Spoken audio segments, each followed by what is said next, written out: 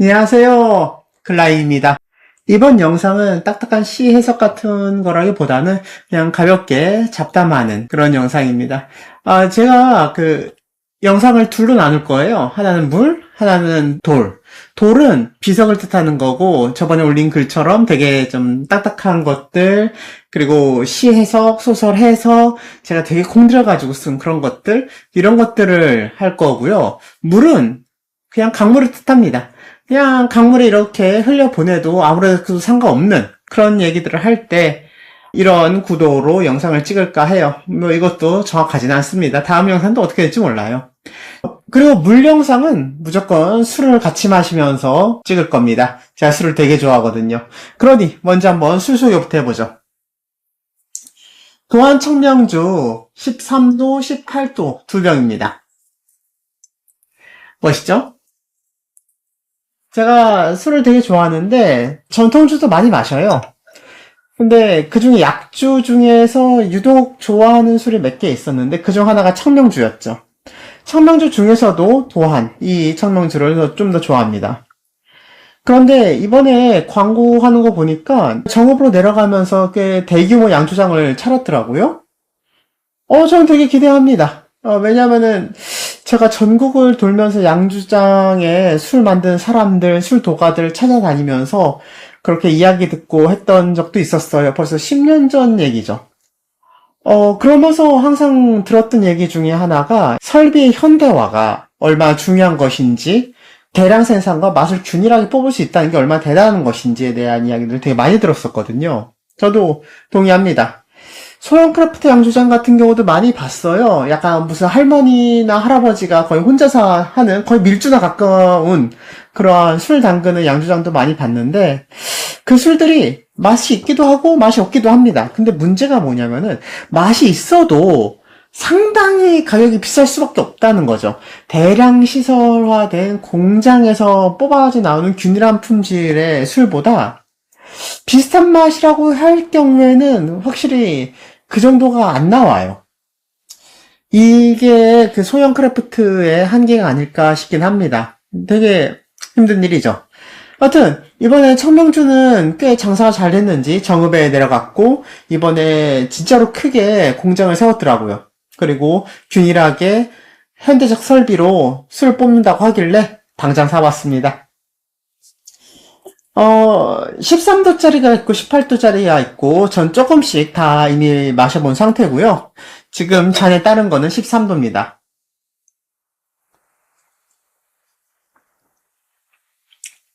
정말 좋아요. 되게 깔끔하고 이름 그대로의 술이에요. 산미와 그리고 단맛이 이렇게 잘 어우러지는, 예전부터 청명주를 종종 마셨었는데 확실히 뭔가 좀 더 업그레이드된 것 같아요. 이 술이 그 첫술 에디션이라고 그 정읍에 새로운 양조장 가가지고 처음으로 만든 술이 이거랍니다. 그래서 자부심이 좀 있는 것 같더라고요. 근데 그럴만해요. 그 업그레이드가 됐다고 생각합니다. 멋있어요. 이 산미와 단미가 이렇게 절묘하게 어우러지면서 동시에 이렇게 깨끗하고 깔끔하게 떨어지는, 이름 그대로의 청명하다는 느낌을 주는 게 진짜 힘들 텐데 진짜 잘했다고 전 생각합니다. 가격은 한 병당 45,000원이고 약주치고는 꽤 비싼 편이긴 한데 제 생각에는 충분히 그 정도 돈값은 하는 맛이라고 생각을 합니다. 그리고 이거는 18도짜리인데요. 18도도 먹어봤는데 18도가 술로서는 좀 더 뭐라고 해야 되지? 그 수준이 더 있는 느낌이 있어요. 훨씬 더 이제 단맛이 없어지고 드라이하고 이제 술에 치는 맛이 조금 있고 되게 깔끔하게 그 쌀의 어떤 정수만을 모아놨다는 느낌이 들긴 하는데 저는 둘 중 하나 선택하라고 하면은 13도를 좀 더 선택할 것 같습니다. 왜냐하면은 단맛이 너무 없어지니까 약간 이게 깨끗해지긴 하는데 밸런스라고 할 만한 느낌이 별로 들지 않더라고요. 그리고 저는 살짝의 단맛이 있는 게 술 맛을 더 좋게 만든다 생각을 해요. 13도를 좀 추천하고 싶네요. 근데 지금 영상을 찍으면서 미친 듯이 계속 마실 수는 없습니다. 왜냐면 내일 파티가 있는데 내일 파티 주거든요. 이 두 술이 전부 다. 제가 이렇게 먼저 마실 수는 없죠. 그래도 첫 술 에디션이고 처음으로 이제 술 마시면서 찍는 영상에 잘 어울릴 것 같다고 해서 한번 골라서 이제 소개해봤습니다. 저는 주종을 그렇게 가리지 않아가지고 제가 다음 영상에 어떤 술을 소개할지는 저도 잘 모릅니다. 뭐 하여튼 오늘은 도안 청명주였고 맛있습니다. 괜찮네요. 영상 찍으면서 마시는 술은 그냥 이 가장 평범한 구스 아일랜드 편의점에서 파는 것 중에 그나마 제 입에 가장 맞는 술입니다. 예, 맥주나 마시면서 얘기하죠. 신입 유튜버입니다. 글라인이라고 하고요. 사실 저는 계속해서 그냥 글을 써왔던 사람이고 블로그에도 글이 꽤 많이 있죠. 벌써 20년 정도 된 것 같은데 그냥 책 읽고 글 쓰는 사람이라고 밖에는 말할 수가 없는 것 같습니다. 제가 평상시에 생각하는 것들 중에서 그래도 글로 쓸만하다 싶은 것들만 모아가지고 글로 써서 블로그에 올리고 있고요. 그냥 그렇게 올리고 있다가 유튜브에는 그 블로그 내용을 영상화하는 용도로 이제 개설을 했습니다. 잘 됐으면 좋겠어요. 하여튼 제 제목록은 아까 말했지만은 물과 돌입니다. 돌은 시 해석 혹은 소설 해석 혹은 다른 것들 이런 것들에 대한 이야기고 딱딱한 이야기죠. 비석 그러니까 오래 남길만 하다라는 생각이 드는 것들을 올릴 겁니다. 그리고 물은 그냥 이렇게 가벼운 이야기들 잡담들 그리고 정치 이야기도 뭐 전 좋아합니다. 정치 이야기도 좋아하고 경제 이야기도 좋아하고 그 관심사가 다양하니까 근데 그런 것들은 시사성이 있더라고요. 시사성이 뭐냐면은 결국에는 시간이 지나면은 글이 낡고 그 생각들도 가치가 없어지고 강물에 흘러 사라진다는 얘기입니다. 좀 안타까운 얘기더라고요.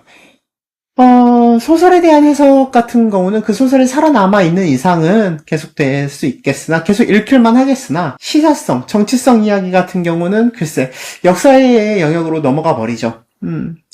그런 것들에 대해서 말을 안 할 수도 있겠지만은 그냥 한다고 하면은 그냥 이렇게 느슨하게 하면 좋겠다고 생각했습니다. 이 물 챕터에서도 하고 싶은 말은 많아요.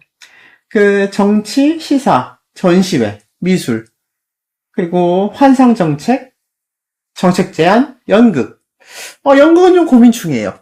연극은 돌로 해야 될까 물로 해야 될까 약간 그런 고민이 있어요. 전 연극도 되게 좋아하거든요. 시곡도 되게 좋아하고 근데 연극은 그 단일성이 매력 포인트잖아요. 그래가지고 이에 대해서는 고민을 좀 하겠습니다. 하여튼 제가 술과 함께 등장하는 영상들은 그냥 잡담 같은 독백입니다. 그냥 그렇게 이해해주세요. 그리고 돌에 대해서도 잠깐 얘기를 하자면은 돌 영상은 대부분 해석이 주로 이룰 텐데 그 해석은 책 소개 같은 게 아닐 겁니다. 그러니까 책을 안 읽은 사람, 그 대상을 안 본 사람을 위한 내용이 아니라는 거죠. 그걸 다 읽은 사람을 대상으로 하는 말들일 겁니다. 뭐 제가 평론가는 아니지만은 평론가가 납골당의 안내인 같다고 생각을 해요. 우리가 무슨 카타콤이나 이런 납골당에 갔다고 칩시다. 거기는 무덤의 주인이 누군지도 모르고 아는 것도 유물이나 유적이라는 데에서 아무것도 모르니까 어떤 도슨트 같은 게 있으면은 그제서야 그 납골당을 즐길 수 있죠. 제 생각엔 평론가나 비평가의 업무도 그거라고 생각을 합니다. 평론가라는 이름을 붙였을 뿐이지 그냥 수많은 다른 독자들 중에 한 명일 뿐이라고 저는 생각을 해요. 이런 예시를 들어봅시다. 그냥 친구 두세 명이 같이 영화를 봤다고 쳐요? 그러면 이제 영화 얘기를 하겠죠? 그 순간 그들은 모두 평론가가 되는 겁니다. 그리고 친구가 하는 영화 얘기를 듣고 자기가 캐치하지 못했던 부분을 새롭게 알 수도 있죠. 그리고 그 부분 때문에 영화의 감상이 갑자기 확연하게 다 달라질 수도 있는 거고요. 저는 평론가가 해야 할 일이 그거라고 생각을 합니다. 뭐 누군가는 이렇게도 말을 하죠. 평론가의 동상은 없다. 예술가에 비하면 평론가는 약간 핫발이라는 얘기죠. 어느 정도 동의하는 말이긴 합니다만은 글쎄 본질적으로 따지면은 저는 작가, 평론가, 독자 이 셋 사이에 근본적인 어떠한 차이가 있다고 생각하지 않습니다. 아마 셋 다 모두 독자에 해당할 겁니다. 그러다 보니까 이제 평론이나 해석 같은 경우에는 그냥 모두 읽은 사람 대상으로 이미 그 오감도에 대해서 궁금했던 사람 혹은 다른 다정한 것이 살아남는다 그 책을 읽고 궁금한 사람을 대상으로 이제 영상을 만들 것 같습니다. 그리고 유튜브를 왜 시작했느냐라고 묻는다면은 뭐 아무도 묻지 않았지만은 제 블로그 글에서 가장 인기가 많은 게 오감도 시 해석이에요. 그 오감도 시 해석이 참 좋죠. 저도 되게 좋아하는 해석입니다. 근데 이게 약간 유튜브에 불펌이 되기도 하고 인스타에 불펌이 되기도 하고 그런 경우를 한 두세 번 겪었단 말이에요. 그걸 좀 두세 번 겪으니까 야 그냥 차라리 내가 하는 게 낫겠다 이런 생각이 들더라고요. 그렇게 해서 시작한 겁니다. 그렇게 대단한 어떠한 이유가 있었던 건 아니에요. 하지만 다른 부분도 있죠. 제가 요즘에 외로움을 되게 많이 느껴요. 여자친구가 없어서, 여자가 없어서 그러한 외로움은 평생 느꼈으니까 이제 너무 친숙한 것이고 요즘 나오는 외로움은 좀 다른 겁니다.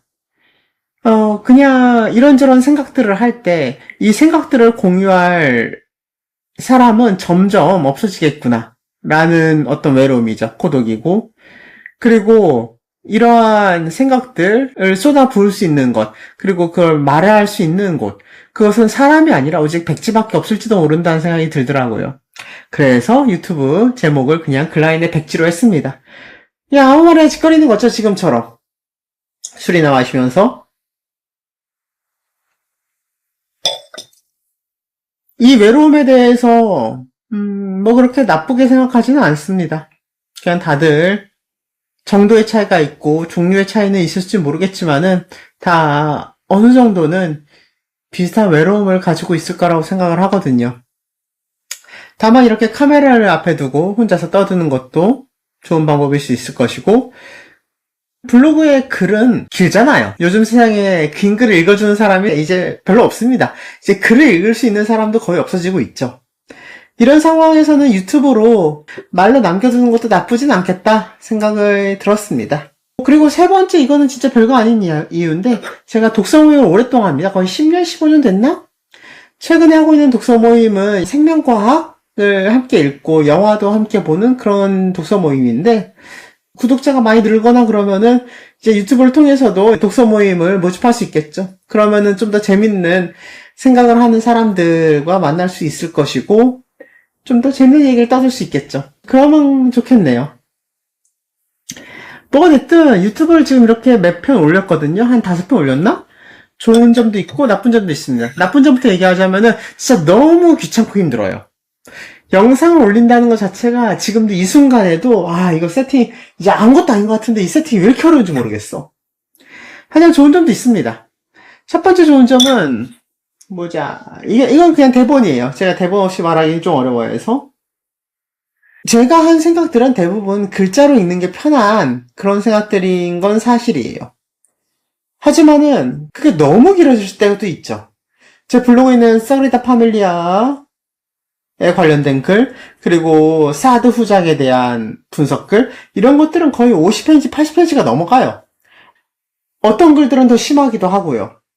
심지어 어저께 저는 의시 관련된 글을 드디어 이제 8개월 동안 혼자서 쓰다가 마무리를 했는데 그게 100페이지가 넘어갔어요. 이제 그것도 블로그에 올리게 되겠죠? 근데 그 100페이지를 올렸다 칩시다. 그걸 누가 외워주겠습니까? 근데 이런 상황에서 영상으로 만든다는 거는 나쁜 선택은 아닐 수 있다. 좀 더 다른 종류의, 좀 더 많은 독자가 읽을 수 있겠다. 혹은 들을 수 있겠다? 볼 수 있겠다? 그런 생각이 들더라고요. 그런 면에서 좋아요.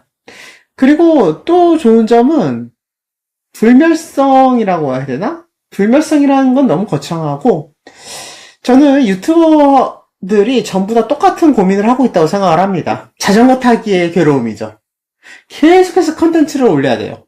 그리고 근데 이렇게 올린 컨텐츠도 순식간에 이 생명력을 잃고 그냥 낡아버리죠. 자전거를 타는 것처럼 끝없이 계속해서 우리는 무언가 컨텐츠를 올려야만 하는 거예요. 힘든 일이죠.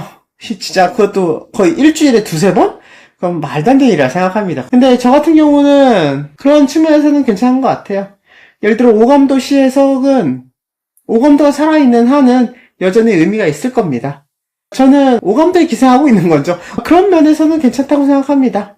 그리고 제 블로그에 올린 글들 중에서 영상화 할 만하다 싶은 글이 한 20개, 30개 정도 되는데 그걸 다 유튜브에 올리고 나면은 유튜브도 접을 생각이에요. 이걸 끝까지 할 수는 없잖아요. 영원히 유튜버를 할 수는 없지. 영상 찍는 건 너무 힘들다고요. 그리고 세 번째로 AI가 발달해서 정말 좋습니다. 지금 이 모든 자막들, 편집들 AI가 이렇게 발달하지 않았으면 난 하지는 못했을 거예요. 심지어 작년에도 못했을걸? 작년 AI와 올해 AI가 상당히 많이 다르잖아요? 그래서 지금 제가 영상을 찍는 게 가능해졌다라고 말할 수도 있을 겁니다. 이 영상을 몇 분이나 볼지는 모르겠어요. 그래도 제가 하는 말에 관심을 가져주신다면은 감사합니다. 그럼 이제 오감도 얘기나 해보죠. 이 오감도 시 해석은 제가 유튜버를 하게 된 계기이기도 했고 개인적으로 굉장히 마음에 듭니다. 이 해석에 제가 도달할 수 있었던 거는 어느 토론 모임 때문이었어요. 그때 토론 모임의 대상 책이 이상의 시집이었어요. 저는 그 토론 전까지는 이 오감도에 대해서 그렇게까지 명료한 어떤 해석을 가지고 있지 못했죠.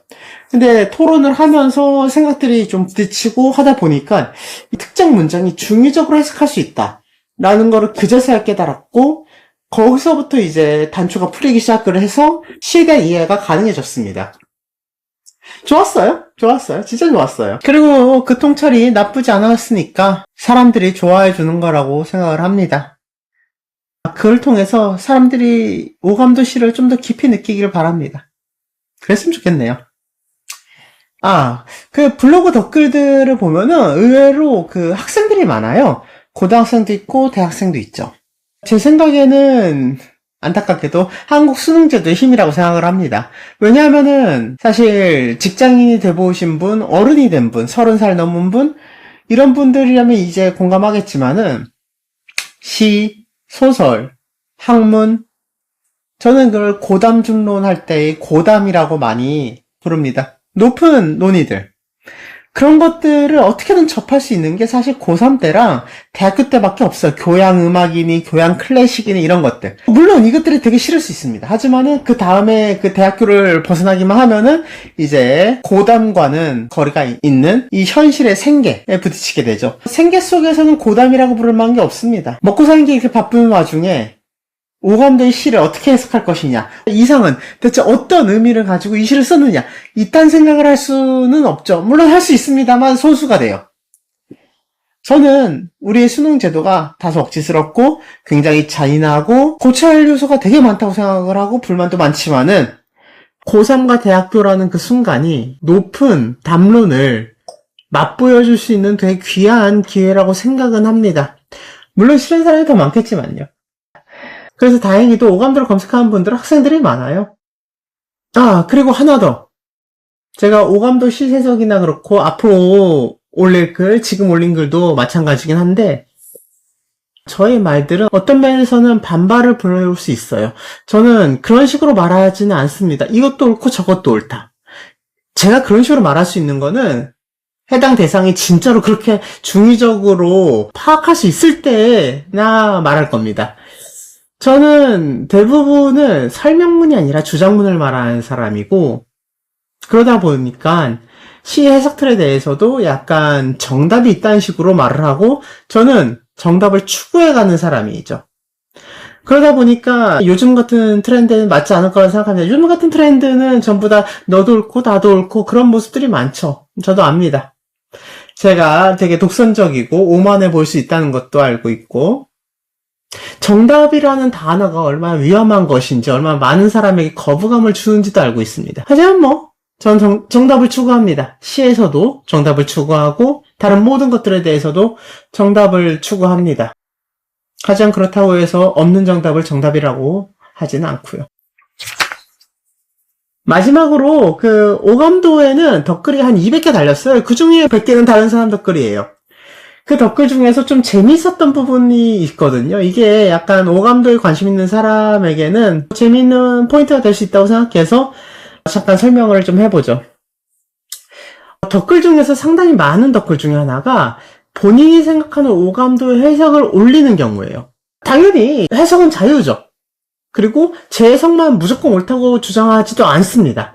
대부분의 해석이 제 기준에서는 해석이라 부르기가 되게 어려운 것들이었어요. 왜냐하면은 식민지를 엮는다든가 13이라는 숫자에 굉장히 집착을 한다든가 이상의 건축가라는 거에 대해서 건축적 해석을 한다든가 다른 데서 물리학적으로 해석하기도 하더군요. 근데 저는 그런 것들이 반박이 가능한가? 라는 질문을 좀 하게 돼요. 근거에 따라서 그 해석을 주장한다면은 우리가 그 근거를 이제 트집 삼아서 이제 비판을 하거나 반박을 하거나 논의를 할 수 있을 텐데 글쎄 그 당시 조선인 1300만 명이었다. 그래서 13인의 아이가 그걸 의미하는 것이다. 이런 주장에 대해서는 이게 그걸 의미한다는 정확한 어떤 근거가 있느냐라는 질문을 할 수밖에 없고 사실 그런 근거가 없으면은 우리는 그 의견에 대해서 반박도 할 수 없는 거죠. 저는 이게 되게 중요한 포인트라고 생각합니다. 반박이 가능한 주장을 해야 한다고요. 어려운 일이죠. 정말 어려운 일입니다. 왜냐면 내 생각을 그냥 막 주장하고 싶거든. 그리고 근거를 찾기 시작하면 주장하는 게 되게 어려워져요. 하지만은 그래도 해야 되는 일이죠. 할 일은 해야죠. 그리고 또 재미있었던 게 많은 학생들이 과제랑 창작물을 하는데 영감을 받았다면서 이 해석을 쓰겠다라고 말하는 케이스가 한 3-4건 있었어요. 이 아이디어를 가지고 뭔가 음악을 만들겠다는 학생도 있었고 이걸로 무언가 과제를 한다든가 수행평가를 한다든가 소설을 쓴다든가 이런 경우도 많이 있었습니다. 저는 되게 재밌다고 생각을 해요. 그리고 저는 그 결과물을 좀 보고 싶었는데 아무도 그 결과물을 저에게 가져온 적은 없습니다. 아쉽네요. 이 해석을 가져가서 어떤 결과물을 만들었을지가 되게 궁금했는데, 실제로 결과가 나오면 알려달라, 라는 식으로 말을 해도, 결과를 가져오는 사람은 없더라고요. 아쉬운 일이죠.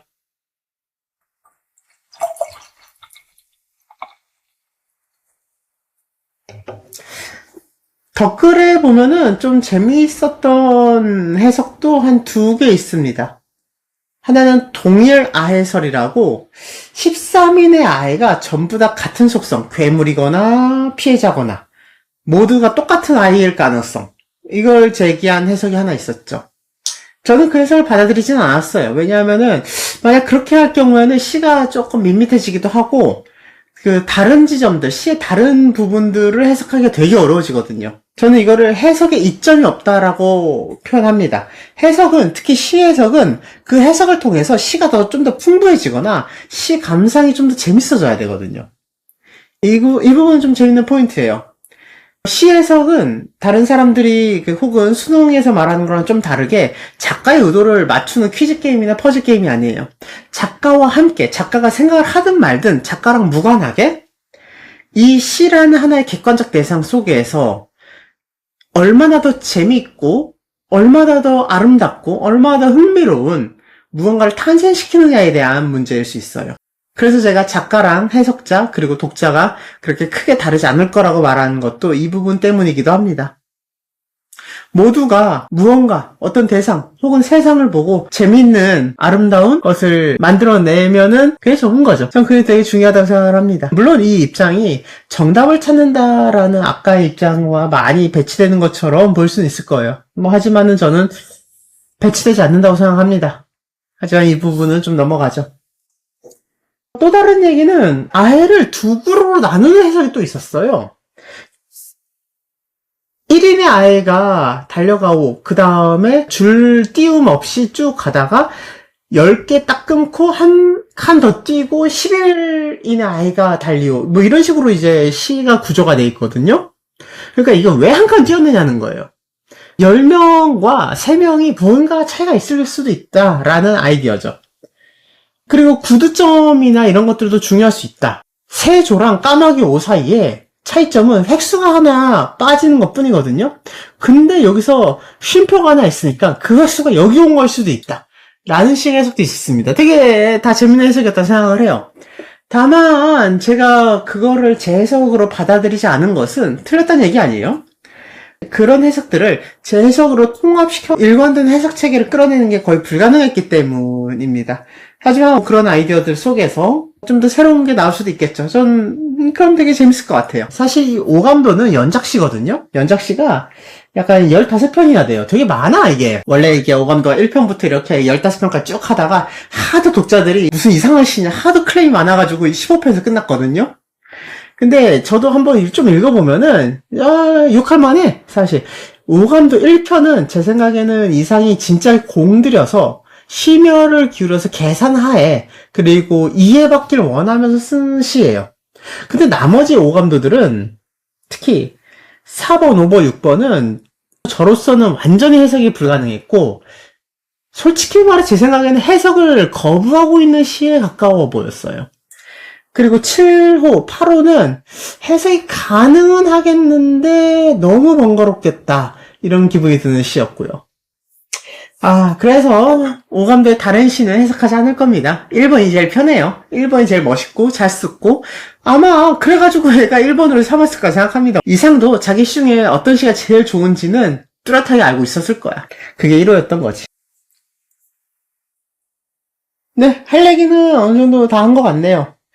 다음 물 영상에 대해서 뭐 할까 생각을 좀 하고 있는데 고민하고 있어요. 최근에 그 유영국에 사는 내 안에 있다라는 서울 시립미술관에 하는 그 미술 전시회를 갔다 왔는데 그거 되게 좋았거든요. 그 얘기를 할까? 아니면은 최근에 이현준 배우가 나는 나의 아내다를 이번에 공연을 했어요. 아마 지금은 다 내려갔을 겁니다. 그 연극에 대한 이야기도 좀 하고 싶어요. 근데 그런 연극에 대한 이야기를 돌로 해야 되나 물로 해야 되나 각 잡고 해야 더 좋은 거 아닌가? 이런 생각도 좀 들고요.